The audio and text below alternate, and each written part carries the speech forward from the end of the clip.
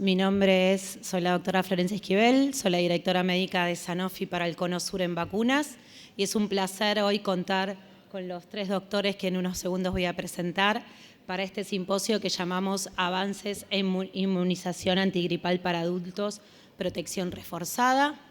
Es para nosotros una oportunidad muy importante presentarles a ustedes, los expertos, esta nueva vacuna antigripal de alta dosis para mayores de 65 años.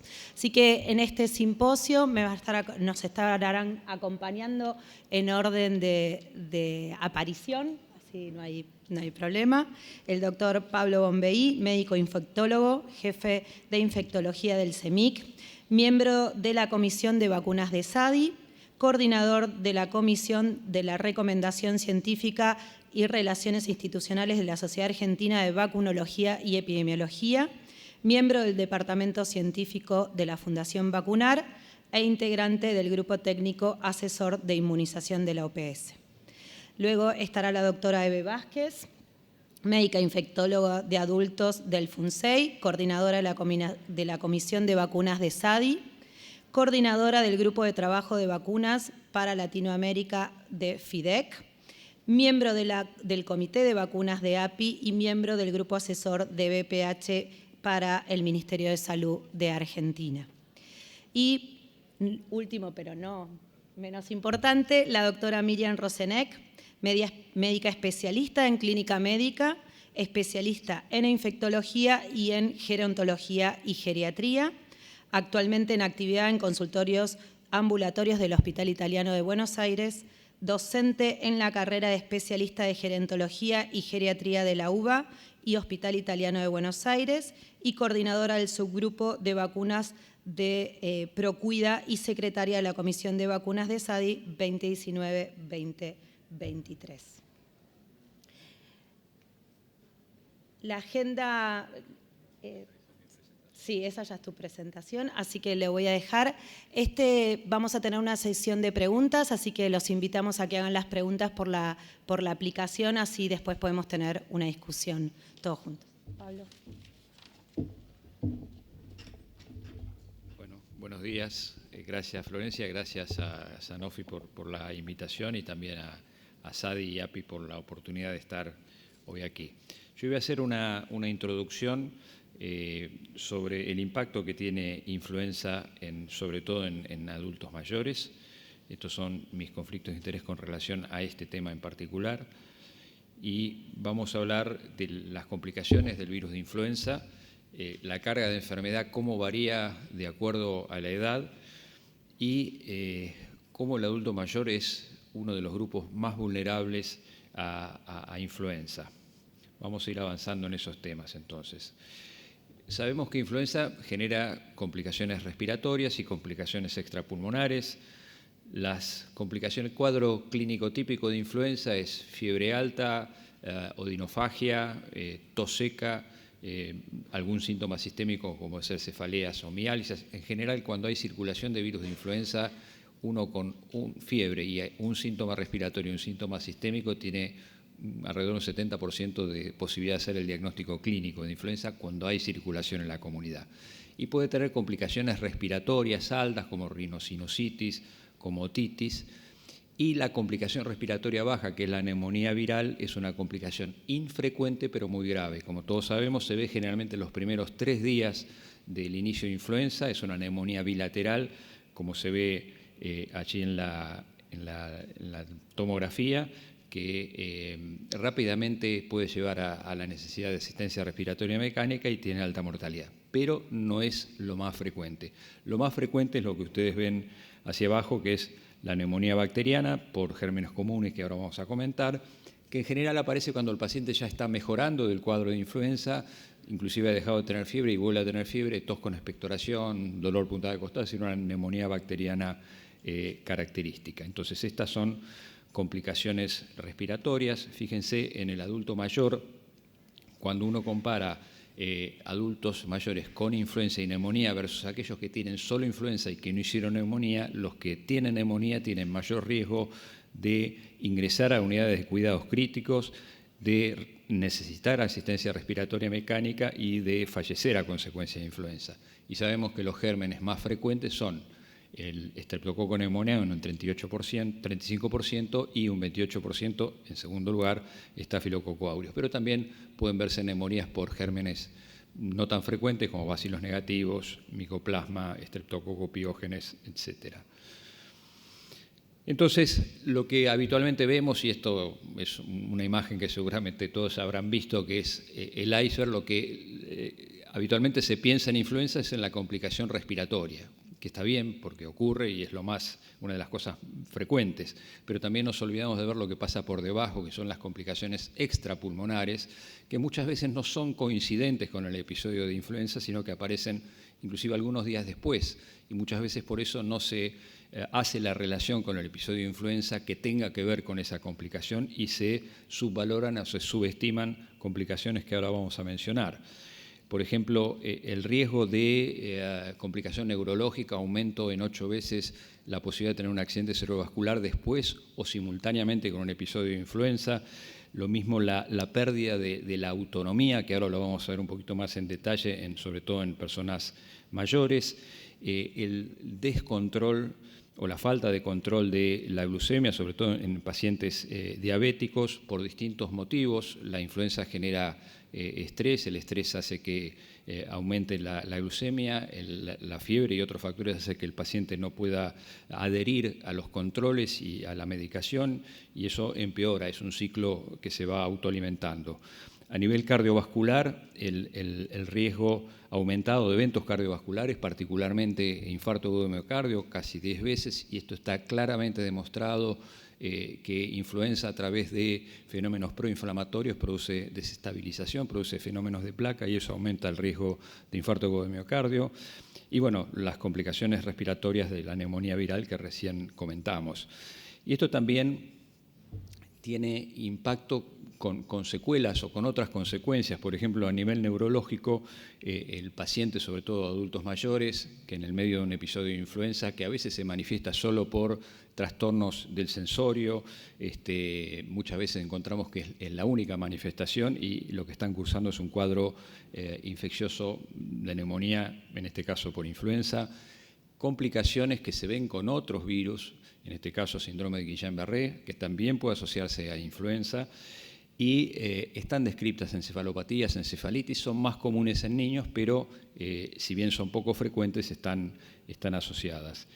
Afecciones respiratorias, bueno, ya las vimos, la neumonía, pero también tengamos en cuenta que el virus produce exacerbación y complicaciones de enfermedades pulmonares crónicas como EPOC, exacerbación de esa patología, trastornos renales, falla renal, enfermedades cardiovasculares, como vimos, infarto de miocardio, pero también el virus puede provocar afección directa del músculo cardíaco con miocarditis, accidentes cerebrovasculares de otras localizaciones, tromboembolismos, pacientes diabéticos, ya lo que dijimos de falta de control, y todo lo que es el desacondicionamiento, un paciente que se interna, que como consecuencia de influenza requiere internación, empiezan las complicaciones que todos conocemos de la internación, úlceras de decúbito, etcétera, etcétera, etcétera. Entonces, sabemos que influenza no solo impacta a nivel respiratorio, sino en otros sistemas, y eso es lo que a veces, reitero lo que decíamos antes, mucha gente pierde de ver esas consecuencias. Pero fíjense cómo la carga anual de influenza va aumentando de acuerdo a la edad en cuanto a visitas médicas. El grupo que más visitas médicas requiere por influenza es el grupo de adultos mayores. El grupo que tiene más días de hospitalización en relación a influenza también es el grupo de adultos mayores.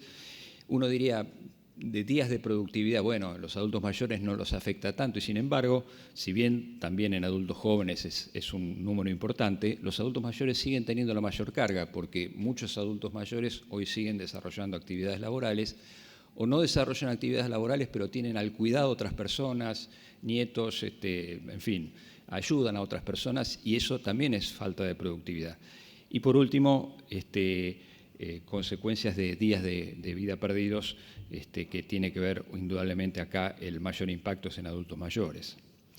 Y fíjense en hospitalizaciones, y esto ocurre todos los años en todos los países. Estos son datos del CDC de los Estados Unidos. Los dos extremos de la vida son las personas que más se hospitalizan por influenza, los de más de 65 años y los menores de 4 años. En el gráfico que ustedes ven a su derecha, en las barras violetas, son distintos años, distintas temporadas de influenza, como en las barras violetas están reflejados los adultos mayores. Los años, el porcentaje de internación en adultos mayores varía año a año, pero siempre, en general, el adulto mayor es el que más impacto tiene en influenza.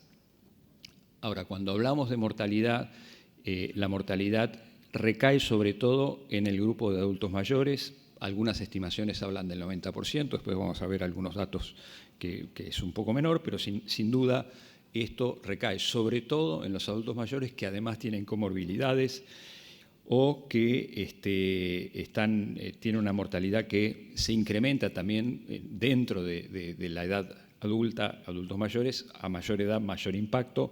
Por ejemplo, cuando uno ve los mayores de 80 años, tienen 11 veces más riesgo de mortalidad por influenza que los adultos de 65 a 69 años. O sea que dentro de ese grupo también hay variación de mortalidad en cuanto a la edad.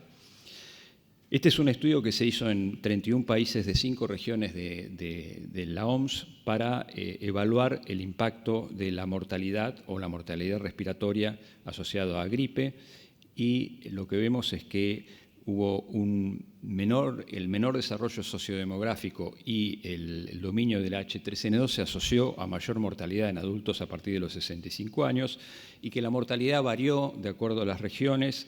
En Europa fue mayor para adultos mayores y en África fue menor, que eso también posiblemente tenga que ver con la proporción de población de adultos mayores de cada una de esas regiones. Y fíjense que en el periodo estudiado, que fueron desde el 2002 hasta el 2011, hubo una mortalidad del 67%, que incluyó de las casi 390.000 muertes en ese periodo, 67% correspondieron a adultos mayores. O sea que es sin duda el grupo con mayor impacto en cuanto a mortalidad por influenza. Ahora, ¿por qué el adulto tiene esta mayor carga de enfermedad? Seguramente todos lo sabemos, pero recordar que el adulto mayor no solo nuestro sistema inmune va envejeciendo, inclusive antes de las edades que nosotros consideramos adultos mayores, sino también nos van aumentando las comorbilidades a medida que crecemos. Es decir, vamos sumando, cuando éramos jóvenes no teníamos hipertensión, después tenemos hipertensión, después agregamos algún trastorno respiratorio, alguna cosa más, y además la fragilidad que significa el adulto mayor. Todo esto conlleva a aumento de hospitalización, reducción de la autonomía y aumento de la mortalidad. ¿Por qué la inmunosenescencia? Yo no soy un experto en este tema, pero sabemos que se va produciendo una reducción progresiva de nuestra respuesta inmune, tanto innata como adaptativa, con la edad, y que además hay factores ambientales que van produciendo una respuesta inflamatoria en el organismo a través de la producción de distintos mediadores proinflamatorios, y generan un estado que se llama inflammation, es decir, con la edad nos vamos inflamando, sería el término traducido. Esto trae como consecuencias que las personas adultas mayores tienen mayor susceptibilidad a infecciones virales y bacterianas, también tienen mayor riesgo de infecciones oportunistas o reactivación de infecciones latentes, y también la vigilancia de neoplasias disminuye y aparece un aumento de estas enfermedades. Y esto también se traduce en menor respuesta a las vacunas, es decir, no solo no se defienden bien contra enfermedades infecciosas, sino que tampoco generan buena respuesta a las vacunas. Entonces, dijimos, la edad es muy importante, sin duda, pero también, como también mencionamos recién, a medida que aumentamos en edad tenemos más comorbilidades, toda la lista, y seguramente hay muchas más que ustedes conocen, y la edad que obviamente suma a todo esto. Entonces, cuando nosotros vemos un adulto mayor que llega a la hospitalización por influenza, generalmente la hospitalización genera la influenza y la hospitalización se traduce en un deterioro funcional significativo. Se estima que 1/3 de los adultos a partir de los 70 años que se hospitalizan por influenza salen de la internación con una mayor discapacidad de cuando ingresaron. A veces son cosas mínimas, pero era un adulto mayor que antes era autoválido para manejarse solo en su domicilio y a partir de un episodio de influenza ya no lo es más. Entonces, el desafío es cómo hacemos para proteger mejor al adulto mayor contra influenza. Hemos visto en las últimas décadas un aumento sustancial en las hospitalizaciones y en la mortalidad por influenza, a pesar del aumento en muchos casos de las tasas de vacunación. La respuesta inmune que provee la vacuna contra influenza en personas de más de 65 años, por los fenómenos que hablábamos antes, es menor que en los jóvenes. Un joven tiene mejor respuesta. Entonces tenemos que contar con mejores o con estrategias que permitan mejorar esta respuesta inmune y aumentar la protección de los adultos mayores. Entonces, como comentarios finales, la gripe consideramos que es una infección claramente respiratoria, que tiene complicaciones, puede tener complicaciones del tracto respiratorio inferior, los más frecuentes son las neumonías bacterianas, pero tenemos que considerar la carga adicional que genera influenza fuera del aparato respiratorio, con complicaciones cardiovasculares, neurológicas, exacerbación de enfermedades subyacentes crónicas como diabetes, como EPOC, etcétera, y el deterioro funcional significativo, sobre todo en adultos mayores. Toda la influenza se traduce en un aumento de hospitalización y mortalidad en todos los grupos de riesgo, pero particularmente, sobre todo, mortalidad en adultos mayores. Y el adulto mayor no es solo susceptible por el fenómeno de inmunosenescencia, sino, como vimos, por la alta prevalencia de comorbilidades que se van acumulando a lo largo de la vida. Entonces, la prevención de la gripe tiene que incluir, obviamente, la enfermedad, pero también tenemos que pensar en que vamos a prevenir complicaciones extrapulmonares también cuando prevenimos la gripe. Entonces, considerando que los adultos mayores son un grupo con mayor impacto de influenza y que muy posiblemente no recuperen por completo su salud después de un episodio de influenza y las capacidades previas que tenían, esto afecta significativamente el estilo de vida y la capacidad de autonomía. Tenemos la obligación de ofrecerles la mejor protección posible a través de la vacunación antigripal. Nada más, muchas gracias.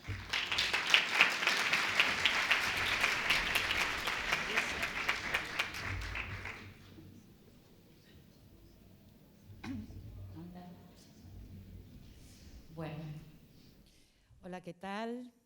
Pasamos a la próxima presentación. ¿O tengo que tocar yo? Ahí está. Buenos días. Muchísimas gracias por acompañarnos. Gracias al equipo de Sanofi, a ambas Florencias y Paula, por la invitación y, por supuesto, un placer de compartir la mesa con mis compañeros de la Comisión de Vacunas, con Miriam, con Pablo. Y justamente Pablo hablaba un poquito de lo que es el impacto de la influenza en las distintas poblaciones.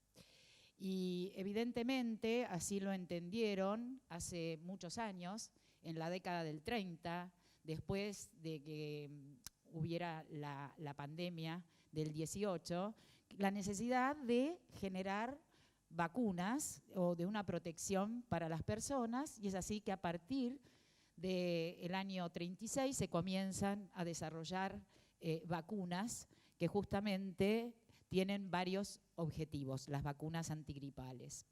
Uno de los objetivos de la vacunación antigripal es la prevención de la infección. El otro, como ustedes ven allí, es evitar o disminuir la severidad de las manifestaciones.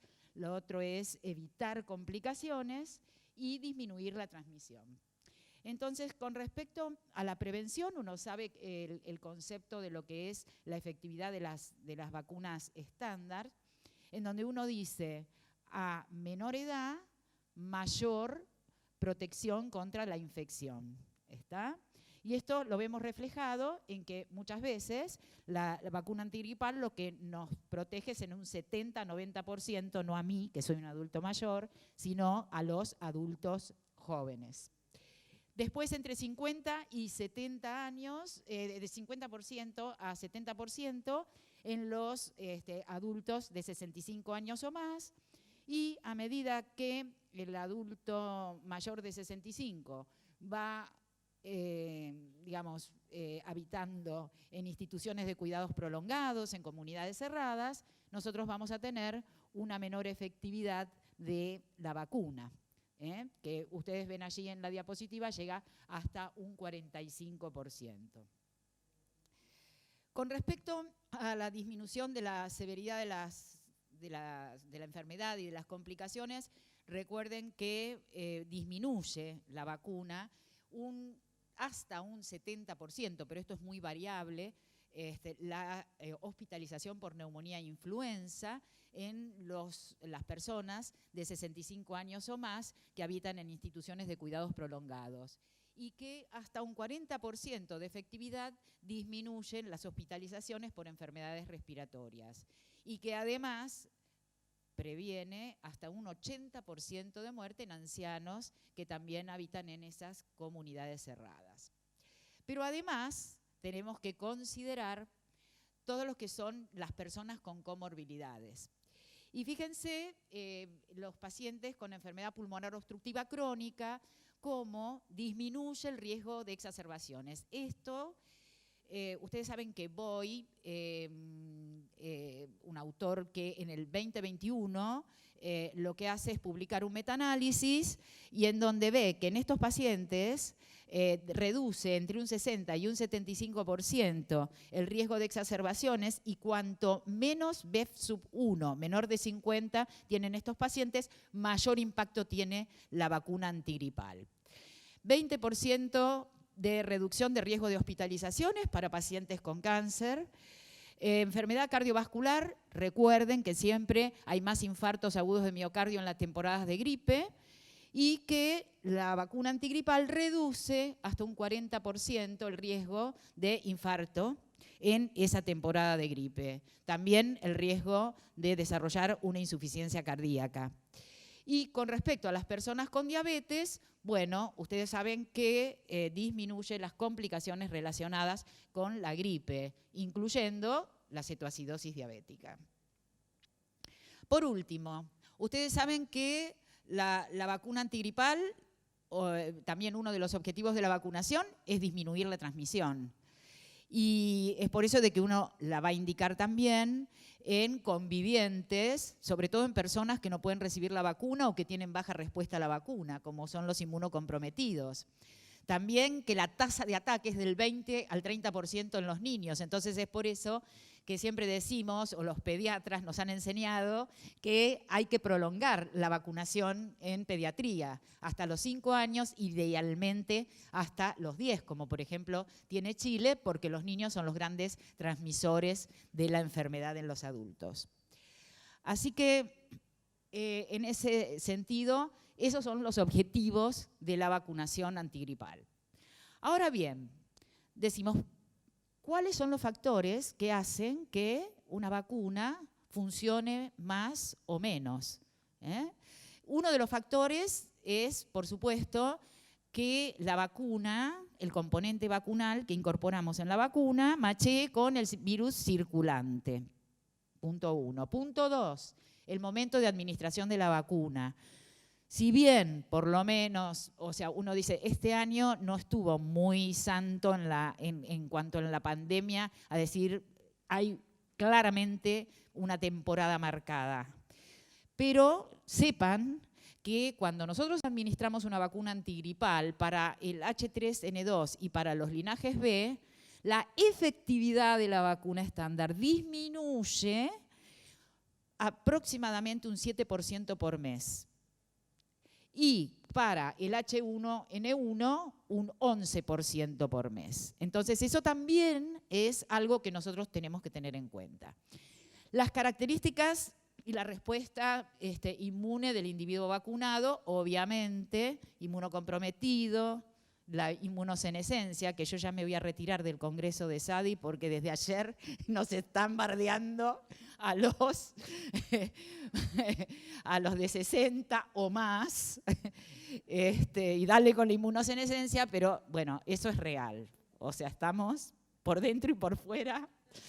Así que bueno, y por supuesto el tipo de vacuna, que también impacta en esa efectividad. Pero obviamente que el factor que más determina la utilidad de una vacuna va a ser que la vacuna sea aplicada, como siempre decimos. Por más de que nosotros mejoremos las vacunas, por más que hagamos lo que hagamos, si no la aplicamos, que es lo que nos está sucediendo, en donde, por ejemplo, nosotros, personal de la salud, a la semana 20 se vacunó el 44% y la meta era el del 92% en la semana 20, está hablando de que necesitamos vacunarnos nosotros para poder también vacunar a nuestros pacientes.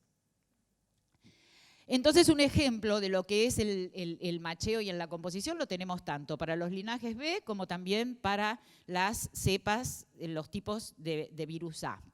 Para el linaje B, estos trabajos que ustedes ven a la izquierda, está bien, sí, a la izquierda, que lo que indica es cómo desde el 2001 al 2011, en muchas temporadas de gripe, circuló en la mitad de las temporadas un linaje que no correspondía, un linaje B que no correspondía. Y por supuesto que eso impacta después en la efectividad de la vacuna. Así que eso es un ejemplo por el cual, o sea, en ese momento se aplicaba la vacuna trivalente con falta de macheo en esas temporadas. Con respecto al H3N2, por ejemplo, el mejor ejemplo es las pequeñas mutaciones que pueden llegar a tener. Esas mutaciones se pueden dar o cuando estoy fabricando la vacuna, que es por el pasaje en embrión de pollo, sobre todo el H3N2, en donde resulta una cepa que por ahí no es la deseada o no correlaciona, o puede darse también un drift, ¿no es cierto?, un pequeño cambio después de la fabricación de la vacuna. Así que esos son los dos ejemplos que les quería traer con respecto a lo que es el macheo. Y después, ya Pablo habló de lo que es la población adulta mayor, no servimos para nada. Inmunosenescencia, comorbilidades, fragilidad, consumo de múltiples fármacos, no respondemos al tratamiento, y encima después nos van no nos van a internar en geriátricos, están muy caros. Así que, pero sepamos que la población adulta mayor está aumentando y en el 2050 se calcula que un 21%. Bueno, y por último, el tipo de vacunas.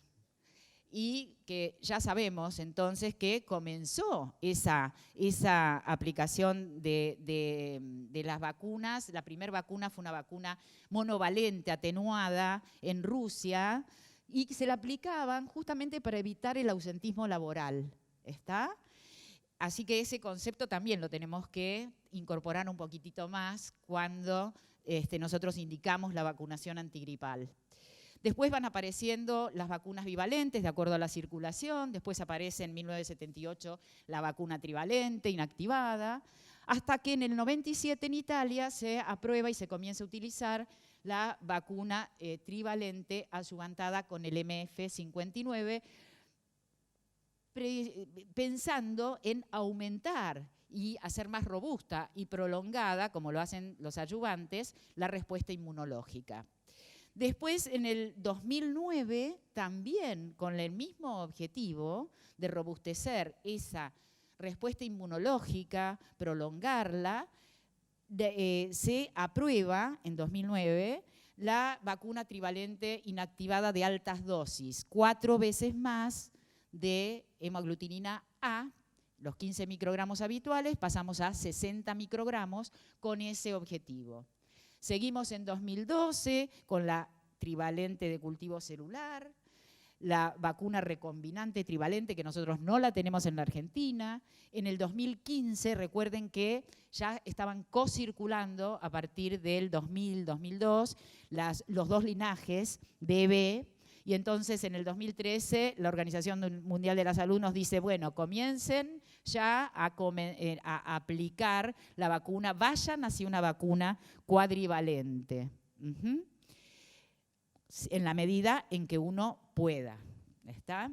De todas maneras, en el 2016 es la cuadrivalente en cultivo celular y la cuadrivalente recombinante en Estados Unidos es en el 2017, hasta que llegamos al 2019, en donde se aprueba la vacuna cuadrivalente de altas dosis. Y después la cuadrivalente adyuvantada en el 2020.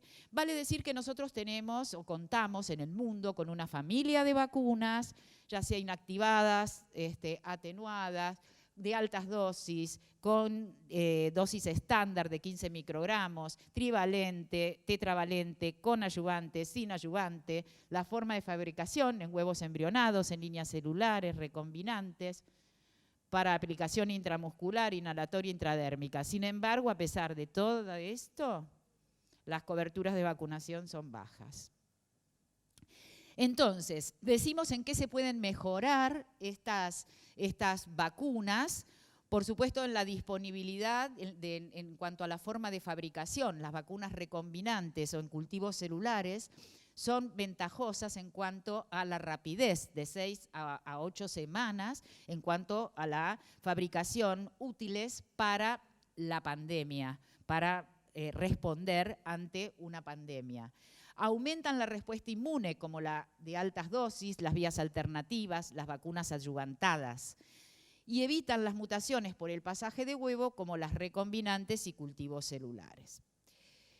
Entonces, nosotros en la Argentina tenemos disponibles vacunas tradicionales, ya sea la trivalente estándar, que esa está disponible tanto en el sector público como en el sector privado, aunque en el sector privado cada vez menos contamos con vacuna trivalente estándar, y la vacuna tetravalente o cuadrivalente, que está solamente disponible en el medio privado.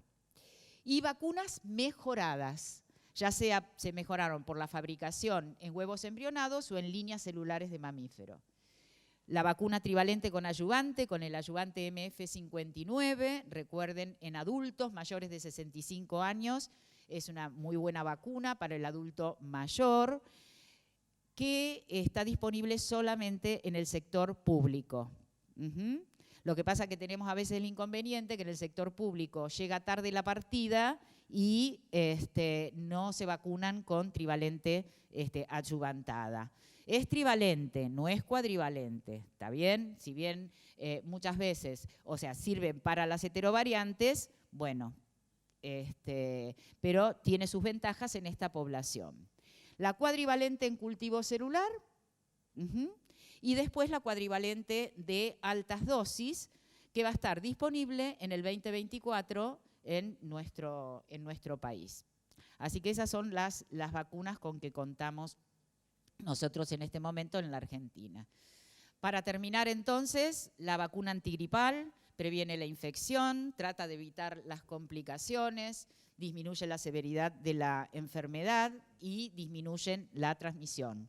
Contamos con una familia de vacunas y en las últimas décadas se han desarrollado vacunas que intentan mejorar no solo la rapidez de producción, sino también robustecer esa respuesta inmunológica y prolongarla en el tiempo. Y en el 2024 va a estar disponible la vacuna cuadrivalente de altas dosis, vacuna que induce una respuesta mejorada en adultos mayores y, por supuesto, siempre el mensaje que decimos desde nuestra comisión, debemos recordar que una vacuna es útil cuando es aplicada. Así que muchísimas gracias.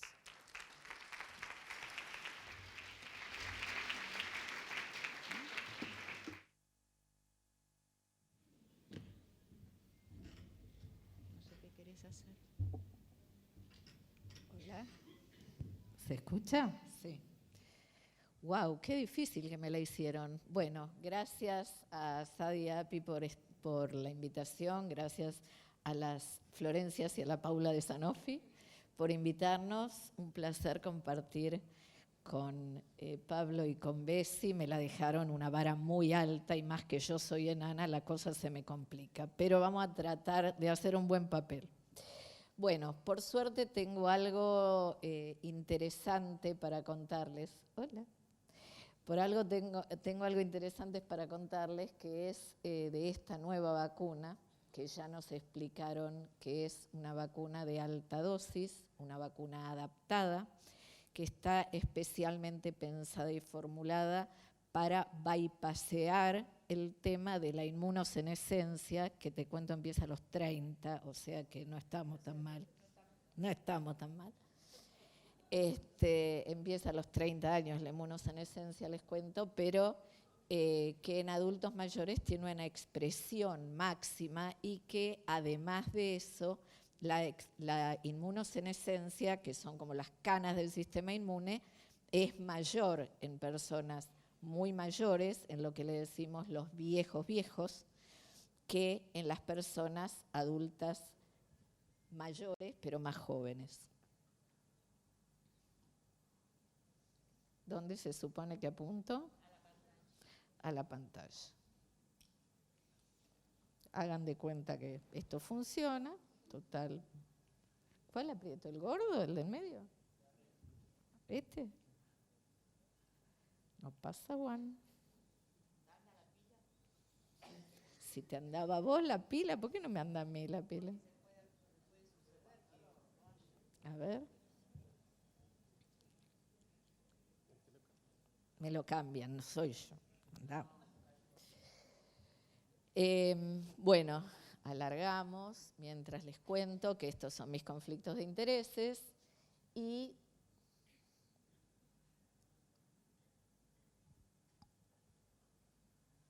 bueno, como nos explicaba Bessie, hay vacunas mejoradas para los adultos mayores. La intención es esta inmunosenescencia, o sea, el envejecimiento normal del sistema inmune, bypassearlo, mejorar, por lo tanto, a través de técnicas de vacunología, mejorar las vacunas para lograr, para adelante, a ver. Tengo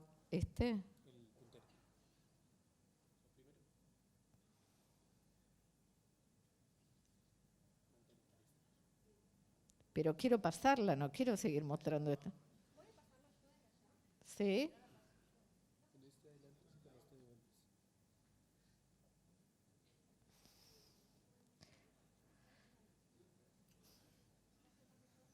Paula, pasá la voz porque si no esto... Nada, ¿eh? O sea, yo aprieto, les juro. Ahí está. Bueno, entonces el recorrido que vamos a hacer es a quienes vamos a vacunar, a quienes vamos a distinguir con estas vacunas, cuál es la necesidad de las vacunas adaptadas, qué pasó en estas últimas 2 temporadas con la influenza en nuestro país, las características de esta vacuna, los ensayos que la apoyan, la seguridad y las recomendaciones de las sociedades científicas con respecto a esta vacuna. Como nos explicaron Bessie y Pablo, la inmunosenescencia, uno de los problemas que trae, más allá de que los adultos mayores son más fácilmente enfermables por algunas enfermedades, por ejemplo, las enfermedades infecciosas respiratorias como lo más importante. Además, por la inmunosenescencia, la respuesta a las vacunas es más pobre. Entonces, conseguir algo que aumente esa respuesta es doblemente agradable. La vacuna estándar o las vacunas estándar que disponemos, según los distintos endpoints y según distintos autores, tienen una respuesta menor tanto para la prevención de la gripe como para la prevención de sus complicaciones. Pablo nos describió muchas de las complicaciones de la gripe y de las infecciones respiratorias en general, pero en los adultos mayores lo que más miedo le tenemos siempre es a la a transformar una persona robusta, independiente, que puede valerse por sí misma, en una persona a la que llamamos frágil, que se rompe fácil, que tiene esta dificultad en manejarse solo. Y esto lo vemos con todas las infecciones, pero con las infecciones respiratorias especialmente. Por eso es tan importante conseguir la vacunación para evitar esta complicación. Esto es lo que el perfil de gripe en las últimas 2 temporadas. Entonces tenemos que los verdecitos son gripe A, tanto en el 22 como lo que viene del 23. Como nos explicó Bessie, hemos perdido un poquitito el perfil clásico de la gripe con su pico, etcétera. Tuvimos gripe desde principio de año.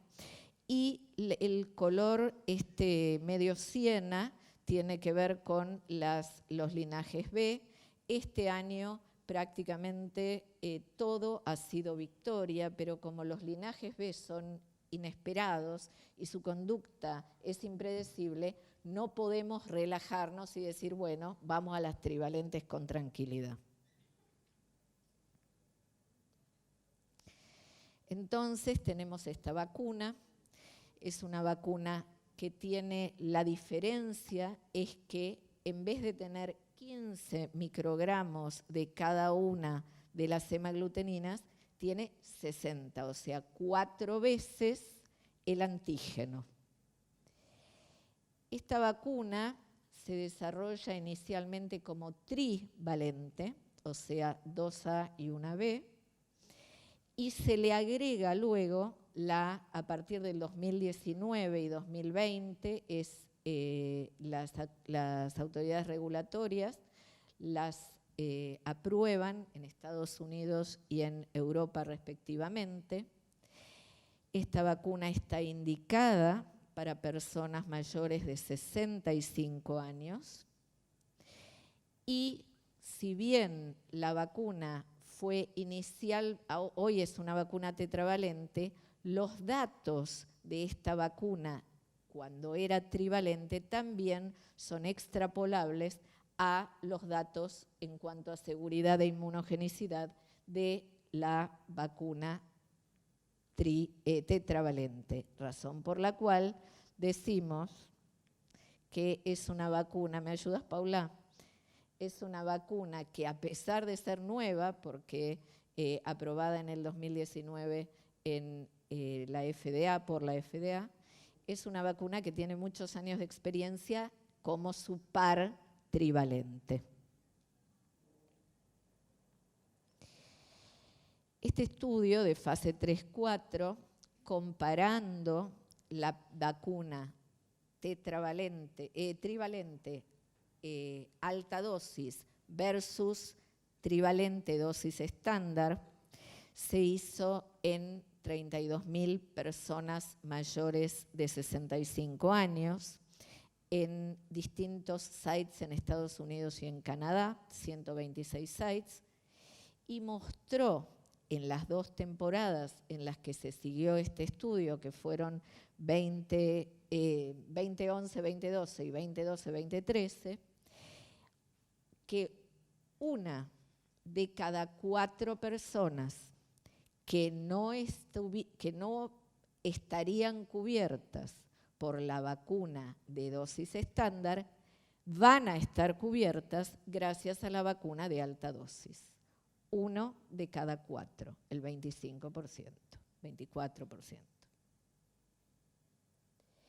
¿Y cuáles fueron los endpoints en donde vieron mayor, que tenía más peso este dato? La reducción de los acontecimientos cardiorrespiratorios graves, que por lo que Bessie nos había explicado es uno de los lugares en donde tenemos que mirar a la gripe cuando la gripe ya terminó. La reducción de la neumonía y la reducción de la hospitalización por cualquier causa.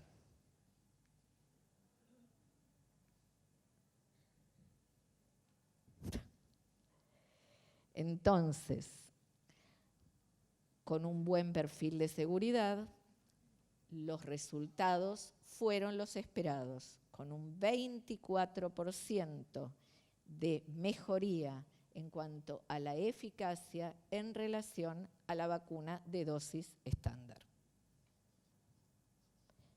Perdón, ahí apreté yo y funcionó. No. ¿Estamos para atrás?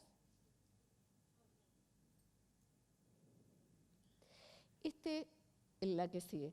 Este es un metaanálisis que se hizo y que está publicado recientemente este año y que muestra en 6 estudios aleatorizados y 15 estudios observacionales, siguiendo a 45 millones de personas durante 12 temporadas de gripe, mostró que independientemente del macheo de la vacuna versus la gripe circulante en ese momento, independientemente de cuán equivalente era ese antígeno, independientemente de si el estudio que estaban mirando era un estudio observacional o un estudio randomizado. Todo eso y una cosa muy importante, independientemente de la edad, como habíamos dicho de entrada, cuanto más grande la persona, mayor su inmunosenescencia. Pero una de las ventajas de esto es que aún con edades sucesivamente mayores, la respuesta a la vacuna sigue siendo igual. Se necesitaba mucha gente para cumplir con determinados endpoints y que tuvieran estadísticamente peso. Más o menos 200.000 personas. Entonces, como esto era muy, muy difícil de conseguir, a gente que se ve que sabe de estadística, no es mi caso, se le ocurrió invitar a las personas que venían a vacunarse en Dinamarca, en más de 1.000 sitios de vacunación, invitaron a las personas que venían entre 65 y 79 años a recibir su vacuna de gripe. ¿Por qué no más de 80? Porque allá, en Dinamarca, a los más de 80 se le da directamente dosis alta de vacuna de gripe. Entonces, a los que tenían entre 65 y 79 años, los invitaron a recibir o la vacuna de dosis estándar o la vacuna de dosis alta.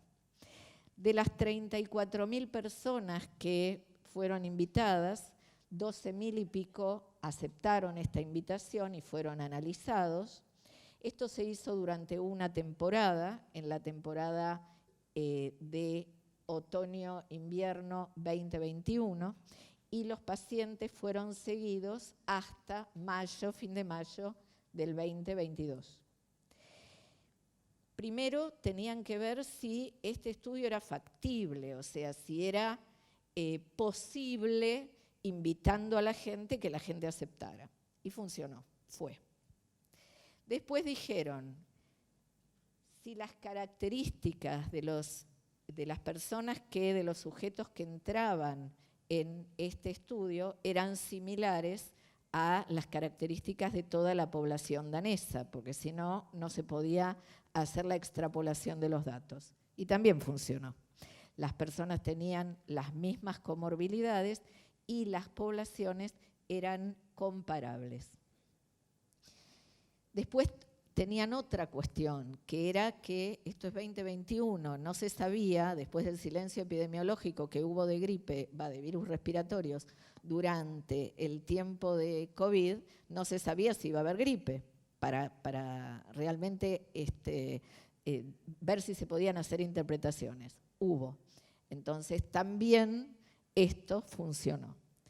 Tal que se pudo mostrar que este estudio tenía utilidad y que los participantes realmente eran analizables correctamente.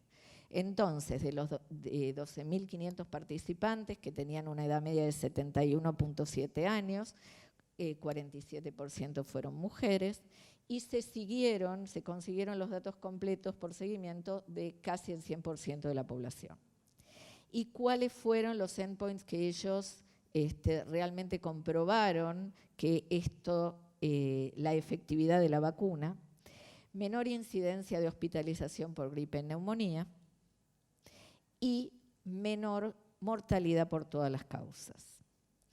Si bien este estudio se llamó DANFLU-1 y este estudio está una segunda parte, digamos, de este estudio, con muchos más reclutados, está en danza, digamos, para ver si estos datos son realmente llevados a enormes números de población, cuánto es la efectividad final que les va a dar, la eficacia final y efectividad que les va a dar esta vacuna. En cuanto a la seguridad de la vacuna, obviamente es una vacuna más reactogénica, o sea que molesta más, y fundamentalmente esto a nivel local, con un 42% de los pacientes que reportaron alguna molestia local. En general, los efectos adversos fueron leves y fueron autolimitados en los primeros 3 días después de la aplicación de la vacuna. Entonces, distintas sociedades empiezan a recomendar el uso de estas vacunas. Por supuesto, las sociedades de geriatría de los distintos países, en Francia, en España, en Italia y en el vecino país de Brasil, en donde la vacuna está disponible desde la temporada 2023. Nosotros la vamos a tener disponible, como contó Bessi, para el otoño del año que viene, del 2024. Y acá distintas recomendaciones relacionadas también con esta vacuna, en Alemania, en Canadá, el CDC de Europa, en Estados Unidos, en donde todos hablan a favor de recomendar este tipo de vacuna mejorada para adultos mayores. Estas son las especificaciones de la vacuna. Viene en una jeringa prellenada. Está indicada, dijimos, para mayores de 65 años. Está contraindicada en aquellas personas que tienen hipersensibilidad a alguno de los principios activos. Recuerden que es una vacuna que está hecha en embrión de pollo. Y es una vacuna que tiene la dosis, son 0,7 mililitros. Para terminar entonces, la gripe tiene consecuencias complejas en los adultos mayores, muchas de las cuales no tienen nada que ver con la afección respiratoria inmediata que lleva a la consulta. Genera además un estrés importante en el sistema de salud por la alta carga de consultas médicas, internaciones de estos pacientes. La inmunosenescencia que, por un lado, dificulta la respuesta a las infecciones, por el otro lado también dificulta la respuesta a las vacunas. Los adultos mayores, además de la edad, tienen, porque yo no tengo 65, así que tienen, comorbilidades que los ponen doblemente en riesgo de tener infecciones respiratorias como la gripe. Ahora sí funciona. Y por lo tanto, el uso de las vacunas tradicionales a veces deja un gap importante en la protección que está siendo mejorado con estas vacunas especialmente adaptadas para los adultos mayores.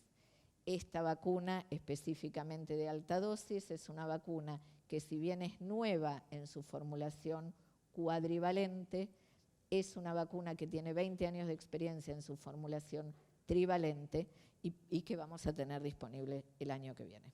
Muchas gracias.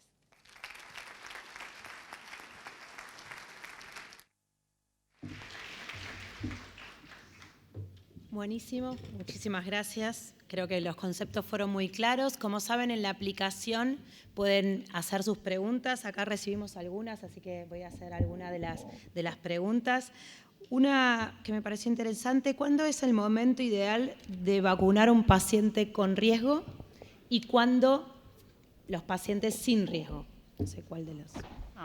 A ver, ¿qué es riesgo? Claro, ¿qué es riesgo? Sí. En realidad, uno generalmente, si uno tiene una circulación, es en marzo, abril, habría que vacunar. El asunto es que uno dice, si el paciente tiene comorbilidades y si tiene más riesgo de complicaciones, debería vacunarse más allá de... No considerar la vacunación limitada a los meses de junio, julio, sino poder seguir vacunándose, más aún sabiendo que ahora no sabemos cómo va a circular y si realmente uno perdió la oportunidad de vacunación en mayo, por ejemplo, o en abril, si es un grupo de riesgo fundamentalmente, entonces puede vacunarse cuando lo quiera. Generalmente hasta septiembre, octubre, más que nada también por el vencimiento de la cepa. Pablo, ¿querías saber? No, yo creo que sí, la pregunta era más que todo por lo que vos comentaste de la caída de la protección con el correr del tiempo. Nosotros nunca vacunamos muy tempranamente en el año tampoco, así que yo creo que normalmente vacunamos abril, mayo, junio, pero si un paciente con riesgo no estuvo vacunado en esos meses, tiene que vacunarlo igual, aunque sea más adelante en el tiempo. La idea de que nosotros muchas veces comentamos, la campaña de vacunación tiene el concepto de campaña como de tal día a tal día, tiene que cambiarse para lograr la idea de que hay que vacunar en todo, siempre hay que ofrecer la vacuna de gripe, sobre todo a las personas con riesgo. Sí, porque si hablas de campaña, la gente entiende que es un periodo corto, entonces en realidad habría que cambiar un poquito el paradigma del mensaje, ¿no? Sí, eso es verdad, ¿no? Sacar un poco el paradigma de campaña. La última pregunta, por honor al tiempo, porque nos pasamos, si está indicado... Obviamente ya dijimos, en mayores de 65 años, ¿cómo es el manejo con los pacientes inmunocomprometidos? En realidad la vacuna está indicada para cualquier adulto mayor de 65 años, siendo que es una vacuna que puede aplicarse perfectamente, aún si son inmunocomprometidos, debe aplicarse exactamente con la misma indicación. Sí, Pablo. Un comentario. Bueno, los inmunocomprometidos son otro de los grupos que tienen menor respuesta a la vacuna. Entonces, hay algunos datos interesantes de vacuna de alta dosis en este grupo de pacientes que no es la aprobación regulatoria, ¿no? Sería una aprobación, una utilización fuera de etiqueta, off-label. Pero son datos interesantes que creo que tenemos que considerar. Exacto. Bueno, muchísimas gracias en honor al tiempo. Les pedimos si quieren escanear el QR para darnos un feedback de cómo fue el evento. Un placer a los tres y muchas gracias.